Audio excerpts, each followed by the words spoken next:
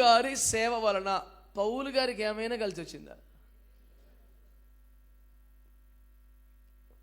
ఆ ఒక్క లైన్లో మన బతుకంతా తీరిపోద్ది కదా. అంటే పౌలు గారి సేవ తనకేం మేలు చేయలే.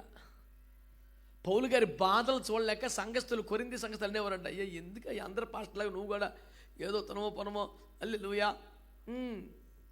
అలా చేసుకోవచ్చు కదా, ఎందుకు బాధలు పడుతున్నావు, అన్ని కష్టాల మీద వేసుకుంటావు, నీకెందుకయ్యా అన్నారంట.